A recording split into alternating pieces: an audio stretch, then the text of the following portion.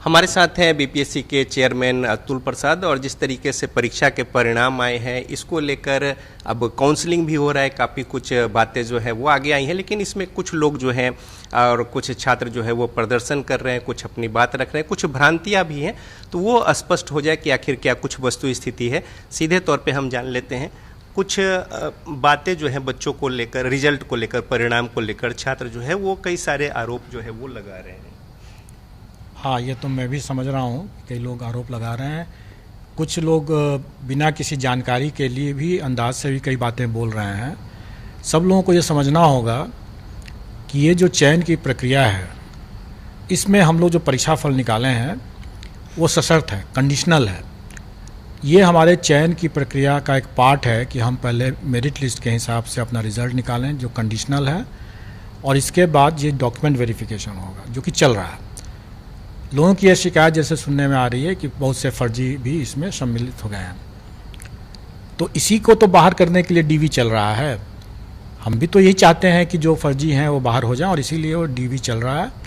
और डीवी के दौरान जो लोग गलत पाए जाएंगे वो उछड़ जाएंगे। हमारा काम ये था कि जो भी लोग अभ्यर्थी ने जो दावा किया, उस दावा के आधार पर हमने एक मेधा सूची बनाया। अब उस मेधा सूची के आधार पर उसका दावा कितना सही है, कितना गलत है, इसकी ही जांच अब चल रही है। स्वाभाविक है कि जो सही पाए जाएंगे उनका योगदान स्वीकृत हो जाएगा, जो नहीं सही पाए जाएंगे उनका नहीं योगदान स्वीकृत होगा। तो अब इस पर अगर किसी को कोई विवाद है, कहना है, कुछ शिकायतें जैसे आ रही हैं कि गलत सर्टिफिकेट होने के बावजूद भी, जैसे बीएड का सर्टिफिकेट होने के बावजूद भी प्राथमिक में आ गया, तो लोगों को ये नहीं भूलना चाहिए कि जो करीब 10,000 लोग ऐसे भी थे अभ्यर्थी जिन्होंने बीएड और डिप्लोमा दोनों कर रखा है। अब अगर किसी ने अगर गलत तरीके से अगर दावा कर दिया कि वो हमारा जो है बीएड है, डिप्लोमा है हम, और डिप्लोमा का सर्टिफिकेट उसका नहीं है, तो वो बाहर हो जाएगा। तो स्वाभाविक है कि ऐसे मामले जो होंगे वो छंटेंगे। और सर, इस पे जो कई सारी सवाल है, पहले भी उसमें था कि डॉक्यूमेंट वेरिफिकेशन पहले हो जाए, फिर और भी जगह यही होता है कि जब एग्ज़ाम हो जाते हैं नियुक्ति से पहले एक बार वेरिफिकेशन होता है, और काउंसलिंग और ये सब चीज़ें अभी चल भी रही हैं। तो आखिर समस्या इतने बड़े पैमाने पर किस तरीके से छात्रों का जो, देखिए, आप लोगों को स्मरण होगा कि 9th-10th का और 11th-12th का हमने डॉक्यूमेंट वेरिफिकेशन प्रारंभ कराया था।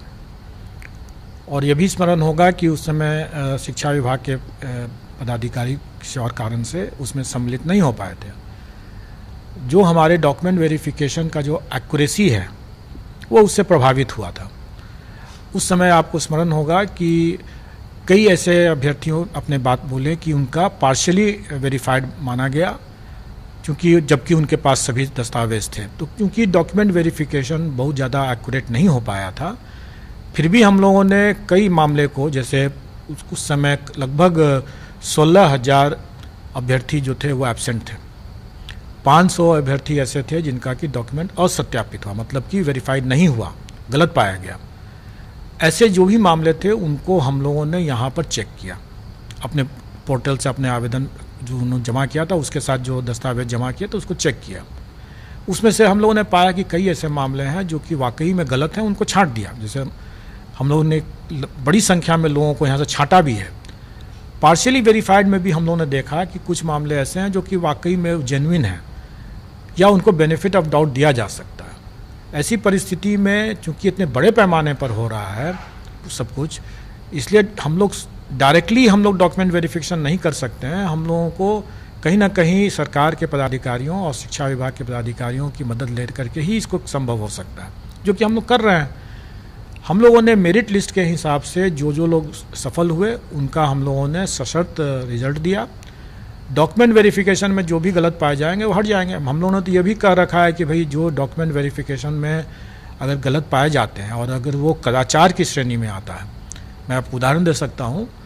जैसे अगर कोई दिव्यांग अभ्यर्थी अगर दिव्यांगता के आधार पर उसने परीक्षा दिया है और कल को अगर वो इसमें डॉक्यूमेंट वेरिफिकेशन में पाया जाता है कि वो दिव्यांग नहीं है, तो अगर वो अपने मेरिट पर भी अगर वो आ जाते हैं तब भी हम उसको कदाचार की श्रेणी में मानेंगे। क्यों? और इसका हमने अपने उल्लेख नोटिस में भी कर रखा है। ऐसा इसलिए कि दिव्यांगता के कारण से उसे परीक्षा में करीब 40 मिनट एक्स्ट्रा मिला था, प्रति घंटा 20 मिनट एक्स्ट्रा मिलता है। तो उसने तो 40 मिनट एक्स्ट्रा मिल करके तब इसने वो मेरिट हासिल किया है, तो स्वाभाविक है कि उसने गलत किया है वो, तो उसको कदाचार की श्रेणी माना जाएगा और वैसे केस में उसको न केवल इस परीक्षा से बाहर किया जाएगा बल्कि आगामी परीक्षाओं से भी वंचित किया जाएगा। इसी तरह से अगर कोई अभ्यर्थी अगर गलत दावा करके अगर अपना देते हैं और बोलते हैं कि हमने तो डिप्लोमा कर रखा है और डॉक्यूमेंट वेरिफिकेशन में अगर वो डिप्लोमा नहीं मिलते हैं तो डॉक्यूमेंट वेरिफिकेशन में वो बाहर किए जाते हैं और उनको गलत बयानी के लेकर हम लोग उन पर कार्रवाई भी कर सकते हैं। उसी तरीके से अगर किसी ने अगर अपना STET का सर्टिफिकेट दिया है कि 2019 का और वो बिहार के बाहर के निवासी हैं, तो अब ये कहना कि चूंकि वो बिहार के बाहर के हैं इसलिए उनका STET का वो सर्टिफिकेट गलत हो गया, तो ये तो अनुसंधान का विषय है। अभी मैंने कुछ लोगों से बात करते हुए हम लोगों ने पूछा उससे, अभी कुछ शिकायत लेकर आए थे तो हमने पूछा भी कि जो जिसकी बारे में आप चर्चा कर रहे हैं, क्या 2019 में ये लिखा हुआ था कि बिहार के स्थायी निवासी होंगे कि बिहार के निवासी होना आवश्यक था? उसने देख करके विज्ञापन देख के बताया कि नहीं, बिहार का निवासी होना पर्याप्त था। तो बिहार के स्थायी निवासी और बिहार का निवासी दोनों में बहुत अंतर होता है। जो व्यक्ति 2019 के STET की परीक्षा दिया, संभव है कि वो उस समय बिहार का निवासी रहा हो और आज बिहार का निवासी नहीं है। अगर उसको बिहार के निवासी के आधार पर आज चूंकि वो नहीं है, ये मानते हुए कि उस समय भी नहीं था, अगर उसको बाहर कर दिया जाए तो ये उसके लिए नाइंसाफ़ी हो जाएगी। उसका सही तरीका यह है कि आज की तारीख पर उसको स्वीकृत करते हुए, मान्य करते हुए फर्दर उस पर इन्वेस्टिगेशन हो, अनुसंधान हो, जांच किया जाए कि वाकई में वो उस समय बिहार का निवासी था क्या नहीं था।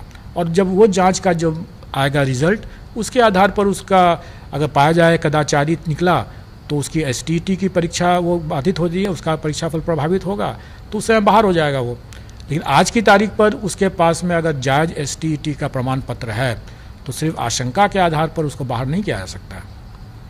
तो जो काउंसलिंग हो रही है डिस्ट्रिक्ट्स में, तो ये उम्मीद कुछ बच्चे रख सकते हैं कि जो अगर वहाँ पे कुछ गलत होता है तो जो वेटिंग लिस्ट के जो लोग हैं उनको चांस मिल सकता है? बिल्कुल, हम लोगों का हमेशा से ये प्रयास रहा और ये पूर्व की परिपाटी भी रही है कि जब भी हम डॉक्यूमेंट वेरिफिकेशन करके सरकार को लिस्ट देते हैं, चूँकि उन सब मामलों में हम लोग सीधे अपना डॉक्यूमेंट वेरिफिकेशन कर लेते हैं, छोटी संख्या रहती है। इसमें चूँकि बड़ी संख्या है इसलिए डॉक्यूमेंट वेरिफिकेशन अब सरकार के स्तर से वहाँ पर हो रहा है। तो जब भी कोई सरकार के समक्ष जब जाता है मामला योगदान के समय और पाया जाता है कि वो गलत है, तो सरकार हमारे पास वापस भेजती है और हम लोग उस पर पूरक अपना सप्लीमेंट्री रिजल्ट देते हैं। और वो हम लोग इस मामले में भी देंगे। अभी हमारी शिक्षा विभाग के साथ वार्तालाप हो चुका है, उनका पत्र भी आ चुका है और हम लोग इस बारे में बहुत स्पष्ट हैं कि जो भी इसमें वैकेंसी क्रिएट होगा डॉक्यूमेंट वेरिफिकेशन के कारण से भी, जो ड्रॉप आउट्स होंगे या जो एक से अधिक जिनका परीक्षा फल मिला हुआ है उसमें भी जो कोई एक ही नौकरी करेंगे, तो जो भी वैकेंसी बचेगा वो सारी वैकेंसियों को जोड़ करके हम लोग उसका सप्लीमेंट्री रिजल्ट देंगे।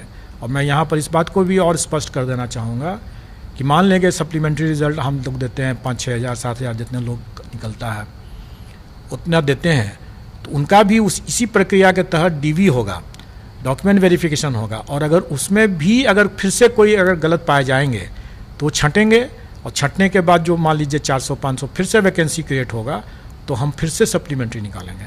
कहने का मतलब यह है कि ये प्रक्रिया सतत चलेगा जब तक कि हमें सही तरीके से डॉक्यूमेंट वेरिफिकेशन के बाद सही तरीके से सही लोग जब तक योगदान पूरा नहीं कर लेते हैं तब तक हम लोग सप्लीमेंट्री रिजल्ट निकाल करके उसको भरेंगे। एक छोटी सी और बातें हैं, जो कंप्यूटर साइंस के जो परिणाम थे उसमें कुछ जो देरी हुई थी, इसको लेकर जो अभ्यर्थी थे उनके मन में कई सवाल था। जब परिणाम आ गए तब वो कई सवाल खड़ा कर रहे हैं और कुछ लोग अभी BPSC के गेट के बाहर भी कुछ लोग हैं, बच्चे जो हैं वो अपनी बातों को लेकर या प्रदर्शन या तमाम बातें, तो वैसे बच्चों को थोड़ा जो भ्रांतियां हैं या फिर उनके मन में जो शंका है उसको थोड़ा अपनी ओर से दूर कर दें। एक तो कुछ लोग आए थे मेरे समक्ष और मैंने उनको क्लियर भी कर दिया और आप अभी देखेंगे कि बाहर में अब कोई अभ्यर्थी नहीं है। उनकी शंकाओं का समाधान हमने कर दिया। फिर भी आपके चैनल के माध्यम से मैं बताना चाहूँगा कि जो भी शंकाएं हैं सिर्फ इसी कारण से है कि अगर फर्जी का चयन नहीं होता तो उनका चयन हो सकता था, क्योंकि वो मेरिट में शायद नीचे है, थोड़ी से नीचे है, और उनका संभव था कि हो सकता था, और यही आशंका थी। तो वो चाहते हैं कि फर्जी अभ्यर्थी जो चयन हो गए हैं उनको बाहर कर दिया जाए। तो वही तो हम कर रहे हैं। आखिर डॉक्यूमेंट वेरिफिकेशन का प्रोसेस भी तो इसीलिए है ना कि जो फर्जी जो कर चुके हैं, जिन्होंने जो दावा किया, हम उस दावा के आधार पर हम लोगों ने किया और उसका मेरिट लिस्ट बनाया, और अब हम उसका सेकंड फेज में उसका डॉक्यूमेंट वेरिफिकेशन चल रहा है।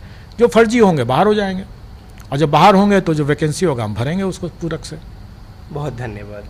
तो बीपीएससी के चेयरमैन अतुल प्रसाद जो प्रतिबद्ध हैं कि एक साफ सुथरी जो छवि है बोर्ड की, और साथ ही साथ जो यहाँ पे एग्ज़ाम लिए गए हैं निष्पक्ष, और मेरिट लिस्ट जो है मेधा सूची उसी अनुसार तैयार की जा रही है। इसमें कुछ अगर कहीं से अड़चन आती है या फिर जो वेरिफिकेशन है उसमें कुछ कमियां खामियां होती हैं तो फिर उसे दरकिनार कर प्रतीक्षा सूची में जो बच्चे हैं उन्हें वो अवसर मिलेगा। लिहाजा किसी तरह की कोई भ्रांति की ज़रूरत नहीं है, और अतुल प्रसाद चेयरमैन बीपीएससी स्पष्ट कह रहे हैं कि बिल्कुल पारदर्शी तरीके से परीक्षा ली गई है, और जो पद्धति तय की गई थी उसके अनुसार सारा कुछ तयशुदा नियम के अनुसार हुआ है, और आगे भी बीपीएससी इस बात को लेकर प्रतिबद्ध है। कैमरामैन राजेश के साथ रजनीश, जी मीडिया, पटना।